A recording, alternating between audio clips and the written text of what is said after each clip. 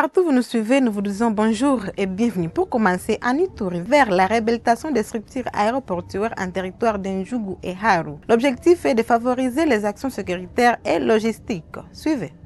Le militaire de l'Ituri et la chef de la mission Médecins sans frontières en RDC s'est apaisanti sur la réhabilitation des structures aéroportières comme celle de Mungwalu, Reti et autres, affirme Stéphane Housser, chef du projet MSF à Bunia. C'était aussi une visite pour discuter avec lui des problèmes d'accès que peut rencontrer Médecins sans frontières dans ses activités en Ituri, notamment pour demander où en sont la réhabilitation de pistes d'atterrissage pour nous permettre de mieux accéder à nos projets.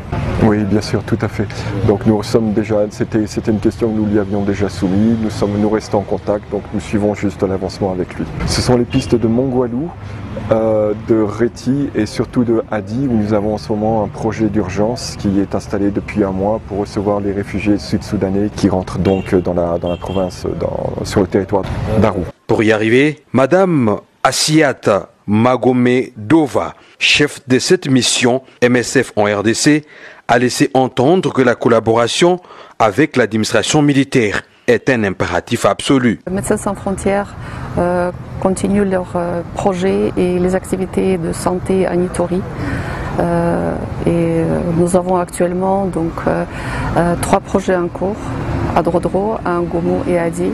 Et nous avons la capacité de faire plus selon les besoins de la population. Et tout dépend de l'accès, comme ça a été déjà mentionné. C'était aussi le sujet de notre conversation et discussion concernant les sites d'atterrissage, donc pour faire plus et rester auprès des populations de l'Ituri. La question liée à l'accès pour les habitants, à la sécurité et aux soins de santé de qualité a été également évoquée entre les deux personnalités. Une situation possible étant donné que plusieurs axes routiers sont accessibles et sécurisés sur l'ensemble de la province de l'Ituri. En province du Sud Kivu, le général de brigade Mwakongoloko Daniel, nouveau commandant de la 33e région militaire, a visité vendredi dernier l'état-major du secteur opérationnel Sokola 2, plus exactement en ville d'Ouvira, provisoirement chef-lieu provincial. Reportage. Le général de brigade Mwakongoloko Daniel, nouveau commandant de la 33e région militaire et task force, a visité vendredi 25 juillet 2025 l'état-major du secteur opérationnel Sokola 2 au sud Kivu à Uvira. À cette occasion, le général Mweolumu Evariste, commandant du secteur opérationnel, lui a souhaité la bienvenue avant de convier son hôte au briefing sur la situation opérationnelle présentée par le colonel Pangangili, chargé des opérations. Au sujet des défis évoqués, le commandant de la 33e région militaire et task force en a pris bonne note et promis des réponses appropriées. Comme je l'ai dit tantôt, quand je présidais la réunion du commandement et d'état-major de la 33e région militaire, nous tous ici, puisque nous devons travailler en synergie, il faudrait que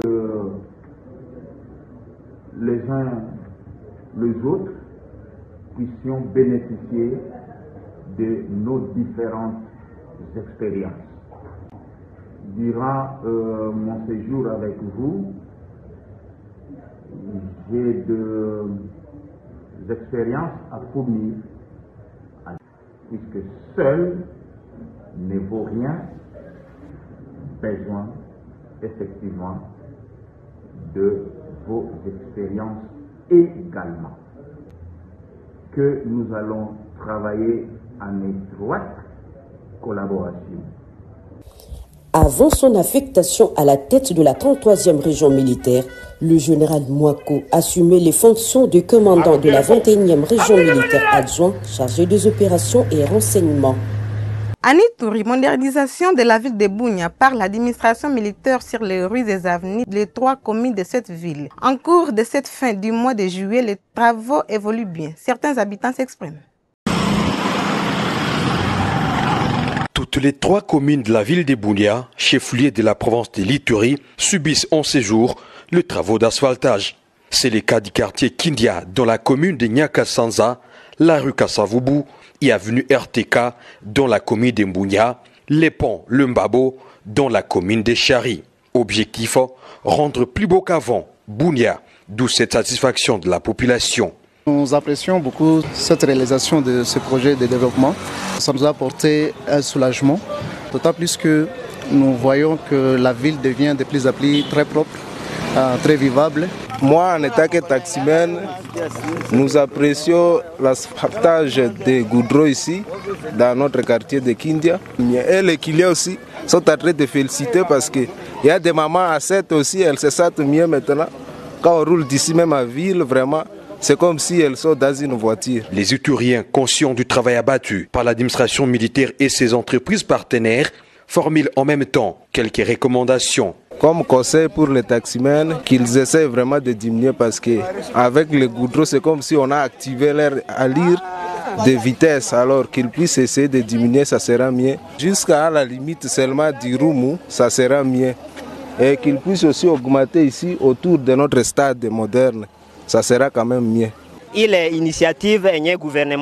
ce n'était pas le gouvernement provincial, on ne devait pas faire face au goudron. Son initiative nous intéresse beaucoup, qu'il poursuive sur ces mêmes-là. Il ne faut pas que tout puisse bâcler, alors qu'ils ont déjà commencé. Le développement qui finalement embrase instantanément Bunia durant cette période de l'état de siège est le fruit des approches militaires et non militaires mises en place par l'administration militaire sous les commandements du lieutenant-général Luboyanka Chamadjoni. Cette modernisation est parmi les piliers importants sur lesquels insiste depuis son deuxième quinquennat le commandant suprême de FARDC et de la PNC, chef de l'État congolais Félix Antoine Tshisekedi Tshilombo. Toujours dans ces actualités, les Génocostes et la propriété en ville-province de Kinshasa sont entre autres les points abordés au cours de la 53e réunion ordinaire du Conseil des ministres tenue vendredi à Kinshasa. L'extrait du compte rendu avec Patrick Mouyaya, porte-parole du gouvernement congolais. Le président de la République a commencé par rappeler que la date du 2 août est désormais consacrée, en vertu de l'article 28 de la loi numéro 22/65 du 26 décembre 2022, à la commémoration des victimes de violences massives qui ont endeuillé notre nation depuis plus de 3 décennies, ainsi qu'à l'hommage rendu à celles et ceux qui leur ont porté secours. Il a souligné que les génocostes ne se limitent pas à la réparation de survivants. Il constitue un appel national à la vérité, à la justice et à la non-répétition. C'est une invitation à assumer nos responsabilités historiques et à bâtir une mémoire collective autour de l'idéal n'est jamais oublié, n'est jamais répété, commencer à guérir. La Commission interinstitutionnelle d'aide aux victimes et d'appui aux réformes et le Fonds national de réparation de victimes de violences sexuelles liées au conflit et des victimes des crimes contre la paix et la sécurité de l'humanité, avec le soutien du gouvernement, mènent un travail de fond dans le cadre du processus de justice transitionnelle. Après la table ronde du 29 mars et les forums sur les réparations du 1er au 4 juillet 2025, le président de la République a noté qu'un colloque international s'ouvre ce 29 juillet 2025 à Kinshasa sur la reconnaissance des génocides commis en RDC avec la présentation d'un argumentaire documenté à l'appui. À l'occasion de la commémoration du Génocoste en 3, il en a appelé, sous la coordination de la Première ministre, à une mobilisation nationale et diplomatique pour marquer cette journée dans toutes les provinces, ainsi qu'au sein de nos ambassades, en réunissant citoyens et partenaires autour d'espaces de dialogue, de mémoire et de paix. Dans le prolongement de cette appropriation mémorielle, le président de la République entend engager notre pays dans un plaidoyer international pour la reconnaissance du génocide, notamment à la 60e session du Conseil des droits de l'homme et à la 80e Assemblée générale des Nations unies. Le gouvernement, à travers le ministère des droits humains, en collaboration avec la CIAVAR et le FONAREF et nos missions diplomatiques, est appelé à élaborer une stratégie globale et progressive mobilisant toutes les forces vives de la nation, de la diaspora, pour faire entendre la voix de notre peuple et honorer la mémoire de nos millions de martyrs. Le deuxième point de la communication du président de la République a porté sur la salubrité publique dans la ville-province de Kinshasa. Le président de la République tient à ce que l'image de Kinshasa, miroir de notre pays, reflète l'ordre, la propreté et le sens de responsabilité. Conscient de l'importance d'un cadre de vie sain pour la santé et la dignité de nos concitoyens, il a rappelé avoir personnellement lancé le 19 octobre 2020 le programme Kinshasa Bopeto, un projet ambitieux de l'assainissement de la ville de Kinshasa. Ces programmes, au-delà de son cadre local, devaient inspirer toutes les autres villes de la République. Cependant, force est de constater que les défis à relever dans les domaines de la salubrité demeurent immenses. Il y a là manifestement des raisons de prendre des mesures drastiques qui s'imposent. L'amélioration du cadre de vie des Kinshasa est une priorité qui appelle à un engagement sans relâche pour faire de notre capitale une ville propre, vivable et digne du prestige de notre nation. Dans cette perspective, il en a appelé à un sursaut d'orgueil collectif. La lutte pour un environnement propre ne saurait être l'apanage du seul gouvernement. Elle exige la mobilisation de tous, dirigeants comme citoyens. Il a engagé en conséquence le gouvernement provincial de Kinshasa, en collaboration avec le ministre délégué près le ministre de l'Urbanisme et Habitat, en charge de la politique de la ville, sous la coordination du vice-premier ministre, ministre de l'Intérieur, à prendre sans délai les mesures suivantes. Responsabiliser chaque niveau de gouvernance locale, du bourgmestre au chef d'avenue, pour faire respecter la discipline de propreté dans chaque entité de la ville. Redynamiser la brigade de salubrité, la doter de moyens humains, matériels et juridiques nécessaires, y compris les mesures de coercition pour faire respecter les normes d'hygiène et ramener tous les citoyens à une culture de propreté.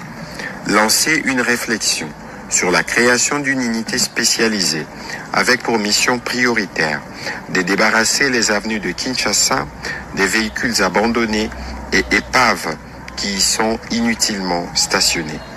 Un rapport circonstancié assorti des propositions concrètes devrait être présenté au Conseil des ministres dans un délai de 7 jours par le ministre délégué près l'urbanisme et habitat en charge de la politique de la ville pour évaluation et mise en œuvre progressive. Il n'y a pas 36 solutions à la crise actuelle, même pas deux. Il n'y a qu'une seule solution, c'est la cohésion nationale. Venez au camp de la patrie qui n'est pas un parti politique et défendons notre pays, la RDC. Propos de l'opposant Martin Fayulu en face des étudiants de l'ILK le week-end dernier à Kinshasa.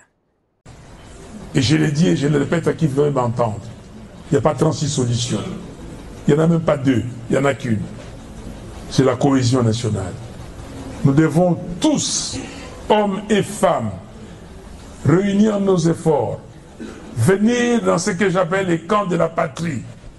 Les camps de la patrie, ce n'est pas un parti politique, non. L'article 7 de la Constitution dit que instituer l'institution d'un camp de la patrie est assimilée à une infraction de haute trahison. Donc c'est punissable par la loi. Mais les camps de la patrie, c'est tous ces Congolais, nous tous, Congolaises, Congolais, qui regardons dans la même direction pour défendre notre pays. Comme le dit l'article 63 de notre Constitution, et je cite, tout Congolais a le droit et le devoir sacré de défendre l'intégrité du pays, de défendre le pays et son intégrité territoriale en cas de menace ou d'agression extérieure. Qui dit mieux? On a dit à nos Fayulu veut diviser les gens. Non, les camps de la patrie, ce n'est pas un parti, ce n'est pas un cartel politique, un regroupement politique, ce n'est pas une coalition électorale. Non, c'est nous tous.